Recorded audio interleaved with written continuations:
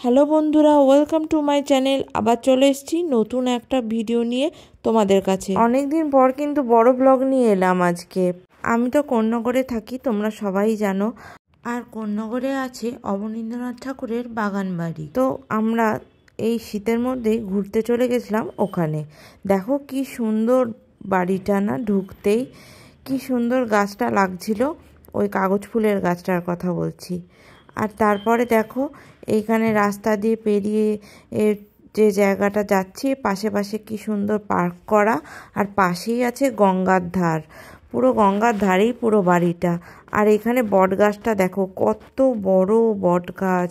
আর এই পাশের যে গাছটা দেখছো বড় বেদি দিয়ে বাঁধানো, সামনেই আছে ওই গাছটা হলো অবনীন্দ্রনাথ ঠাকুরের যেসব আঁকা লেখার জায়গা, এখানেই লেখা ছিল, সেটা দেখেই আমি বললাম। আর পাশেই দেখো কি সুন্দর পার্কের মতো করে দিয়েছে, বসার জায়গা খুব সুন্দর, কিন্তু নিরিবিলিতে কাটানো যায় একটুখানি টাইম এখানে আসলে।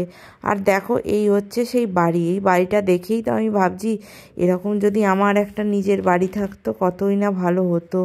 খুব সুন্দর জায়গাটা, তোমরা যারা আসোনি কিন্তু ঘুরে একবার দেখতে পারো এই জায়গাটায় এসে, তোমাদেরও কিন্তু খুব ভালো লাগবে। আর দেখো এখানে আমরা ঘরে প্রবেশ করেছি। আর এখানে দেখো কত ওনার আঁকা, পুরো বাড়িটা জুড়ে ওনার আঁকা একদম ভর্তি। চলো দেখতে থাকো।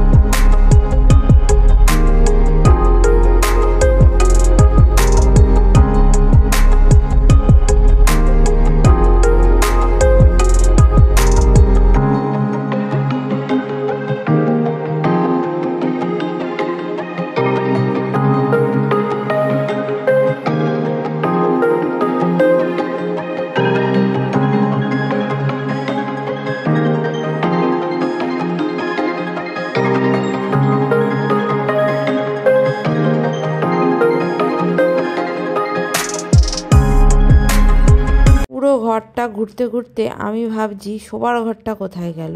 কারণ শোবার ঘরে যে আগেকার দিনের খাট বা পালঙ্কগুলো থাকে, ওগুলো দেখতে কিন্তু খুব ভালো লাগে।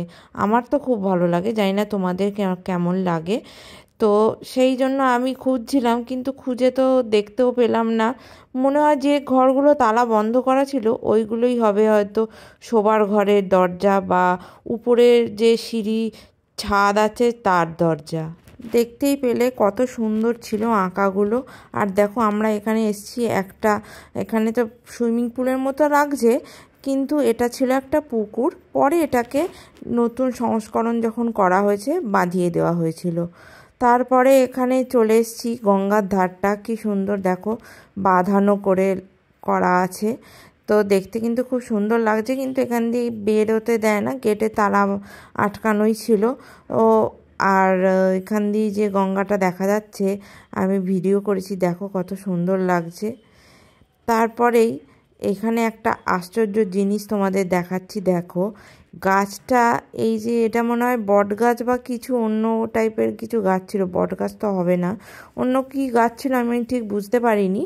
তো এই গাছটা শিকড় দিয়ে কিন্তু আবার তাল গাছটা পুরো জড়ানো একদম, ওকে মনে হচ্ছে যেন হাগ করে দাঁড়িয়ে আছে, খুব সুন্দর লাগছিল দেখতে, আর একটু অন্য রকমের। আর এখানে দেখো বসে থাকতে থাকতে আমরা দেখলাম কি সুন্দর লঞ্চ দুজনকে পেরিয়ে যাচ্ছে, এটা দেখতেও কিন্তু খুব সুন্দর লাগছিল, তাই তোমাদেরকে আমি দেখালাম।